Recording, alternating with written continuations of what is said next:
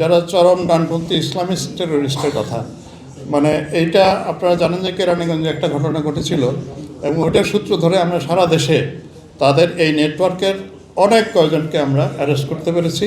এইটা আমরা এই জায়গায় থামিয়ে দিতে পেরেছি। এখন এর বাইরে আপনি যেটা বললেন যে 3000 না কত অপরাধীর কথা বললেন, 3000 অপরাধী এবং 352 জন শুটারের তালিকা আছে।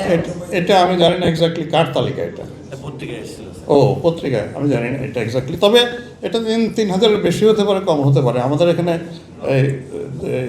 18 কোটি লোকে মাত্র 3000 হবে, এটা বিশ্বাস করাটা একটু আমি মনে করি যে আমাদের যে সিকিউরিটি অ্যারেঞ্জমেন্টটা এখন আছে, ইলেকশনকে ডিসরাপ্ট করার মতো কোনো শক্তি নাই। কোথাও একটা ক্রাইম হতে পারে, একটা ডাকাতি হয়ে যেতে পারে, একটা খুন হয়ে যেতে পারে, কিন্তু ইলেকশন ডিসরাপ্ট করতে পারবে না। এটা 3000-ই হোক আর 6000-ই হোক। আর ঝুঁকিপূর্ণ কেন্দ্রগুলোতে যদি সহিংসতা হয় সেক্ষেত্রে কে দায় নেবে? এই দায় তো সবারই। এই দায় আপনারও, এই দায় আমারও, প্রত্যেকেরই। তবে পুলিশিং হচ্ছে ডিস্ট্রিক্ট পুলিশিং, আমাদের পুলিশিং হচ্ছে জেলা ভিত্তিক। জেলার এসপি হচ্ছেন সর্বেসর্বা। কাজেই ওইখানে কোনো ঘটনা ঘটলে পুলিশ সুপার কার্যকরী ব্যবস্থা নেবেন তার ভারপ্রাপ্ত কর্মকর্তার মাধ্যমে। তার মানে এই না যে আমি বলবো যে এটা আমার কাজ না, এটা এসপির কাজ।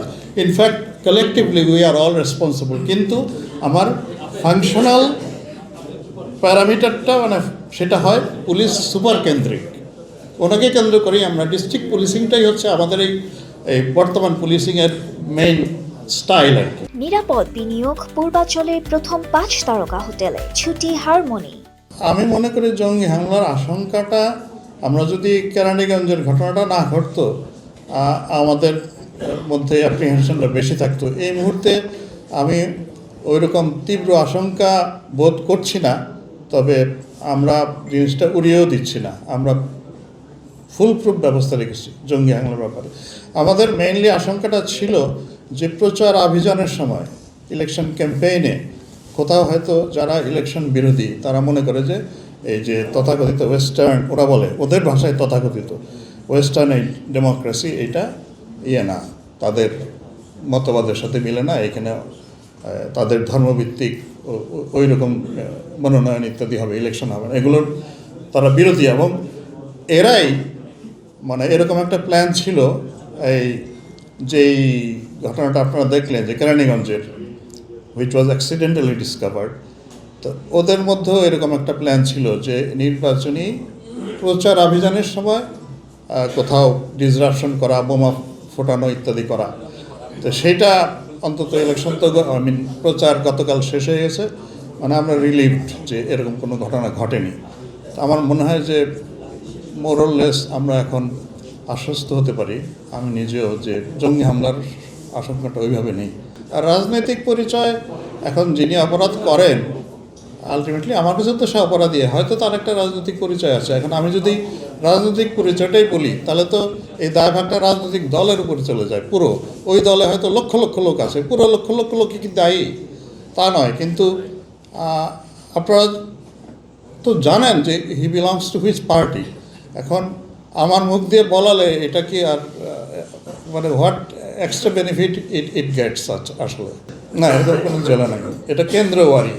কেন্দ্রওয়ারি কোন প্রার্থীর কোন জায়গায় তার প্রভাব বেশি, সে কিছু বললেই একদল লোক যুক্তি বুদ্ধি ছাড়াই উন্মত্ত হয়ে হয়ে মানে সংঘর্ষে জড়িয়ে পড়বে।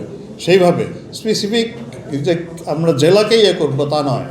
যে অন্যান্য ইলেকশনেও তো এরকম হয়েছে যে একদল লোক হঠাৎ করে ঢুকে গেল, ঢুকে সিল টিল মেরে দিল, তো ওইটাকেও তো আপনি মবই বলবেন। তো এটা তো চিরকালই ছিল। তা এখন 5ই আগস্টের পরে দেখা গেছে ছোটোখাটো ইলেকশন ছাড়া অন্যান্য ইস্যু থেকে কাউকে গ্রেপ্তার করতে নিয়ে গেলে একসাথে এসে সবাই হামলে পড়েছে এর উপরে। তো এইসব ইস্যুস আরও বেশি হয়েছে আর কি, আগেও তো ছিল। তো এইবার ইলেকশনে পারবে না, আপনারা নিশ্চিত থাকেন। আপনি যেন এই অপতথ্যের কথা বললেন, মিসইনফরমেশন, ডিসইনফরমেশন আর ফেক নিউজ, এটার জন্য পুলিশের যতটুকু সক্ষমতা আছে তার চাইতে বেশি সক্ষমতা আছে আইসিটি মন্ত্রণালয়ের এবং তথ্য মন্ত্রণালয়ের। আইসিটি মন্ত্রণালয়ের মাননীয় আইসিটি উপদেষ্টা ওনারা একটি আলাদা সেল করেছেন। আপনারা জানেন ওনারা মেটার সাথেও যোগাযোগ করেছেন, কথা বলেছেন। এবং নর্মালি আমরা এই অফেন্সিভ পোস্ট এগুলো টেক ডাউন করার জন্য যখন মেটাকে অ্যাপ্রোচ করি, আমরা দেখেছি যে 30-40% বেশি এন্টারটেন ওনারা করে না, ওনাদের যে স্ট্যান্ডার্ড ওর সাথে মিলে না বলে। তো এইবার যেহেতু মেটার সাথে আইসিটি অ্যাডভাইজারের আন্ডারে যে সেল আছে, ওনারা মেটার সাথে এইবার সরাসরি কথা বলেছেন। আমার বিশ্বাস এইবার অপতথ্য এবং গুজব যেগুলো আমাদেরকে এফেক্ট করতে পারে, হয়তো আমরা স্বল্পতম সময়ে মেটার সাহায্যে এগুলো টেক ডাউন করতে পারবো।